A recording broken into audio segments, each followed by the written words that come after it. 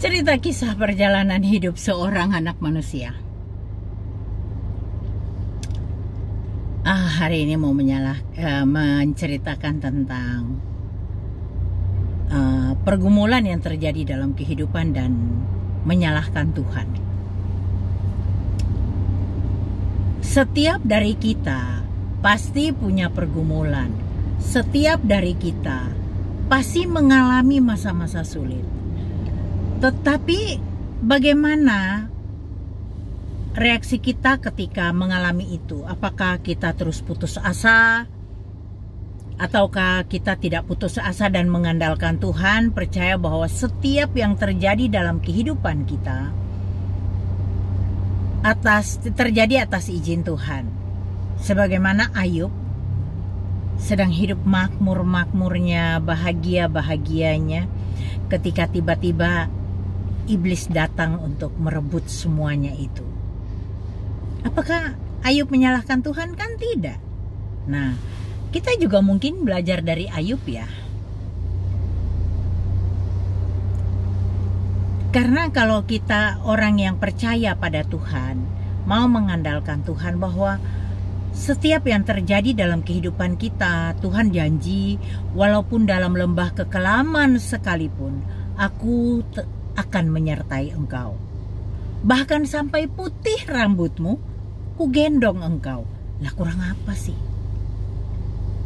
Pergumulan itu wajar. Kadang-kadang pergumulan itu terjadi karena ulah kita sendiri. Karena tidak meminta hikmat Tuhan, kita melakukan kesalahan. Misalnya, ada beberapa hal yang kita tidak pakai hikmat Tuhan dan akhirnya kita mengalami pergumulan.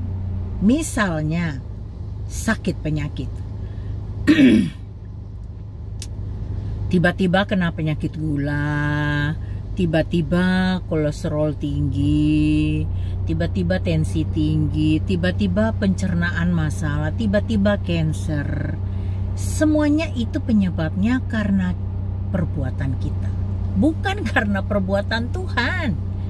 Itu kesalahan kita mengatur pola hidup kita di masa-masa kemarin, di tahun-tahun kemarin, sehingga kita mengalami kesakitan. Bukan karena Tuhan.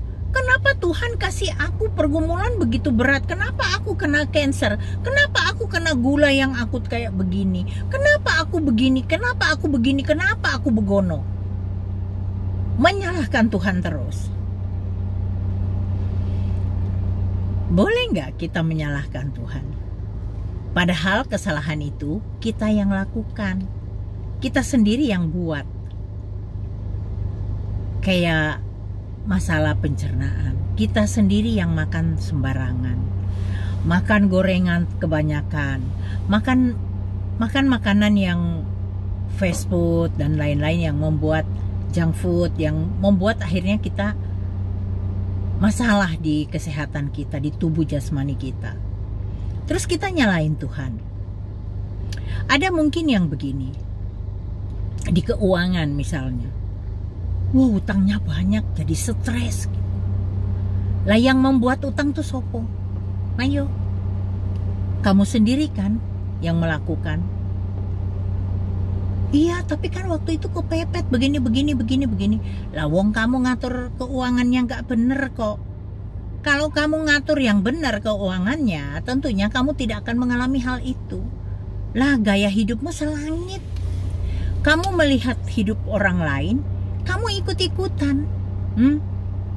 Sampai minjam-minjam uang orang. Akhirnya kamu kesulitan sendiri. Utang. Apalagi utang di bank titil itu dikejar terus. Lah kamu sendiri yang buat kok. Begini loh Bapak Ibu Saudara. Orang mau melakukan utang itu harus ada uang yang belum cair. Ada yang diharapkan cair. Tetapi karena kebutuhan dia mencari pinjaman dulu. Oke, tapi ada yang diharapkan kan? Yang sudah mau pencairannya, sehingga dia utang nggak apa-apa. Nanti setelah cair bisa dikembalikan uangnya. Lah wong kamu nggak punya harapan apa-apa, main utang tabrak tabrak hantam kiri kanan ngutang, ya salahmu dewe lah. Terus nyalahin Tuhan. Kamu nggak sukses karena kemalasanmu dan ketololanmu, terus kamu nyalahin Tuhan. Kenapa aku nggak pernah sukses? Ada loh orang seperti begitu. Aku nggak percaya lagi sama Tuhan Yesus. Aku tidak mau lagi percaya sama Tuhan Yesus. Aku mau percaya sama setan aja. Percaya sama Lucifer. Oh, monggo. Tuhan itu memberikan free will buat kita. Kamu mau ikut siapa?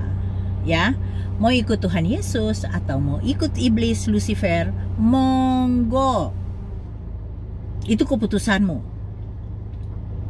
Dengan konsekuensi nantinya kau tetap berhadapan bukan dengan Lucifer, tapi kau akan berhadapan dengan Yesus Kristus itu. Dia akan menjadi hakim bagi semua umat manusia. Bahkan semua yang ada dalam dunia ini, roh apapun juga, setan, iblis, jin itu, dan juga Lucifer itu juga akan dapat penghakiman. Pada hari terakhir itu, hari akhir itu, semuanya akan mendapat hukumannya. Terus kamu mau milih dia, kamu pikir kamu terus ikut Lucifer, kamu sukses, ya? Kamu kaya raya. Tak kasih tahu ya. Ada dua pribadi di dalam dunia ini. Ada satu pribadi yang tulus, penuh kasih, penuh pengampunan, tanpa pamrih apapun pada kita manusia. Dia hanya mau kita hidup benar di hadapan Dia. Selalu mengucap syukur dengan segala yang Tuhan sudah berikan buat kita. Dan di satu sisi ada pribadi lain lagi. Pribadi yang omdo, omongannya manis di depan. Omongannya manis, itulah Lucifer. Karena dia tidak bisa menjanjikan keselamatan kamu nantinya. Tapi itu pilihan kamu. Kamu boleh memilih kok, mau memilih ikut Tuhan ataukah memilih untuk ikut si iblis itu. Itu terserah kamu, itu keputusan kamu. Tapi aku cuma ngingatin aja, tidak ada satu kuasa pun di dalam dunia ini yang bisa menandingi kuasa Yesus Kristus. Di dalam namanya ada kuasa yang besar. Di dalam namanya ada mujizat. Dan buat kamu yang sedang hilang pengharapan, percaya, kembali percaya, membangun kepercayaanmu. Bertobat, berlutut di hadapan Dia, tersungkur di kakinya, minta pertolongannya. Tangannya tidak kurang panjang untuk menolongmu. Telinganya tidak kurang tajam untuk mendengar tangisanmu. Dia cuma butuh kamu kesungguhanmu sama Dia. Aku ngomong begini karena aku dulu pernah mengalami hal yang sulit juga dalam kehidupan. Tapi Dia menolong loh. Padahal aku muslim dulunya loh. Tapi Dia menolong aku. Padahal aku masih muslim loh. Tapi jujur aja aku tuh orang yang tidak pernah mau menyusahin hidup orang lain. Membuat orang lain sampai susah. Justru saya yang sering dibuat susah sama orang lain. Orang pinjam sertifikat saya kasih. Akhirnya saya yang susah. Orang pinjam uang saya, akhirnya saya yang susah. Karena orang tidak mengembalikan. Tapi hati saya, itu dalam kontrol saya. Secara pribadi, saya mengampuni. Dan saya percaya bahwa semua berkat yang Tuhan berikan buat saya hanya titipan yang boleh saya pakai. Itu punya Tuhan. Dan saya hanya boleh pakai. Dan kalau misalnya menolong orang dan ternyata saya tulus menolong orang dan orang itu tidak mengembalikan, saya ngampuni, lepaskan pengampunan. Karena saya percaya anak cucu saya tidak akan menjadi peminta-minta. Demikian firman Tuhan. Saya percaya sekali anak cucu saya tidak akan menjadi peminta-minta. Karena pasti mereka dipelihara Tuhan. Hukum tabur tuai dalam kehidupanku masih berjalan. Saya mau mengandalkan Tuhan. bukan mengandalkan setan. Saya sempat diajak sama orang dimasukin dalam satu grup WA pemuja Lucifer. Di situ, wow, ceritanya tentang Lucifer, bahwa Lucifer itu bla bla bla bla bla. Saya bilang itu, Lucifer kok dipercaya? Aku tidak mengandalkan dia. Aku tidak percaya sama setan iblis itu. Seluruh hidupku hanya untuk kemuliaan nama Yesus Kristus. Di dalam dunia ini selagi aku hidup, seluruh hidupku kuserahkan bagi Dia, Raja di atas segala raja, Tuhan di atas segala Tuhan.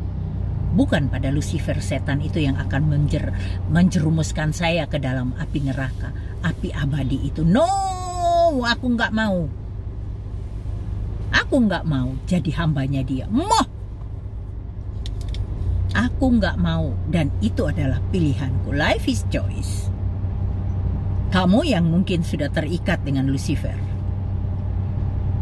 kalau kamu mau bertobat, kamu bisa hubungi saya di 081 225 198 945. Saya akan membantu kamu. Kamu akan ditolong Tuhan Yesus. Percayalah. Yesus 2000 tahun yang lalu sudah mengorbankan nyawanya dengan tercurah darahnya di bumi ini, di dunia ini, lunas untuk membayar dosa-dosa kita bagi yang percaya dan mengandalkan Dia. Bagaimana dengan orang yang tidak percaya dan tidak mengandalkan Dia dalam kehidupannya? Ho ho ho, go to hell. Tidak ada kata lain. Akulah jalan kebenaran dan hidup. Tidak ada seorang pun bisa datang kepada Bapa kalau tidak melalui aku. Demikian firman-Nya. Terus, kamu mengandalkan Lucifer. Hai, kamu mengandalkan Lucifer. Hah? Kasihan deh lo. Dengar kesaksian dari beberapa orang yang pernah menjadi tangan kanan atau anggota dari kelompok pemuja Lucifer, termasuk Mongol. Terus siapa lagi ya? Ada 2 cewek lagi yang kemarin juga saya sempat dengar, saya lupa namanya. Wah, ceritanya ngeri-ngeri sedap. Tapi saya mau bilang, ya satu juga tuh yang ini loh, Pastor Dautoni. Wah, itu keren banget itu. Dia bisa teriak itu terakhir itu, Lucifer, dengan menggema. Takut sama Tuhan Yesus. Nama Yesus dimuliakan. Tuhan Yesus tidak perlu pamer-pamer. Tuhan Yesus itu orangnya nggak pameran, nggak pamer-pamer begitu. Tapi semua makhluk yang ada di dalam dunia ini takluk tunduk dalam namanya. Apakah kamu orang yang percaya dan mengandalkan Dia atau tidak? Itu terserah pilihanmu. Tapi buat kamu yang sudah terlanjur ada dalam pemujaan Lucifer, itu hanya fata morgana, antara ada dan tiada. Nanti hukumannya kamu berat banget. Kamu tuh cari yang pasti-pasti aja, saya bilang. Cari pasti-pasti gimana? Ya cari yang ada kepastian. Ada juru selamat yang pasti untuk menyelamatkan kita, yang menyelamatkan kamu. Jangan cuma punya nama doang, tapi tidak punya kuasa untuk menyelamatkan kamu, yang membawa kamu ke surga nanti. Karena kalau kita memuja setan, tidak ada ampunan. Sebelum kamu mati, tak ingatkan kamu, sebelum kamu mati, bertobatlah. Bertobatlah. Bertobatlah. Jangan sampai napas sudah di sini baru kamu menyadari kesalahanmu. Kasian deh lo. Sadarilah itu. Sadar. Bertobat. Jangan lakukan yang tidak disenangi Tuhan, yang Tuhan tidak suka, dan kita dilarang. Oke, Bapak Ibu Saudara, buat kamu pemuja iblis, kasihan deh lo. Dapat salam dari Om Zoro, 0. Kamu bodoh banget loh kalau kamu masih terus memuja setan, memuja Lucifer. Persembahannya darah loh. Yesus tidak minta kita persembahan darah, dan perjamuan kudusnya tidak daging manusia. Itu penyembahan berhala dan penyembahan setan iblis. Nah itu yang pakai darah dan daging manusia. Kalau perjamuan kudus dalam penyembah Kristus, anggur dan roti sudah melambangkan tubuh dan darah Kristus. Cukup. Bukan daging manusia, bukan darah manusia. Jadi kamu yang bodoh kalau kamu sampai masih terus bertahan menjadi pengikut Lucifer. Kamu bodoh banget. Kamu bodoh banget. Kasian banget kamu, karena kebinasaan itu bukan cuma sebentar tempatnya. Masuk jurang kebinasaan itu sepanjang masa. Tidak ada waktunya. Oke, Bapak Ibu Saudara, saya berharap Bapak Ibu Saudara takut akan Tuhan dan hidup mengandalkan Tuhan. Percaya pertolongan Tuhan selalu tepat pada waktunya. Tuhan tidak pernah ingkar janji. Ya, terima kasih. Tuhan Yesus memberkati.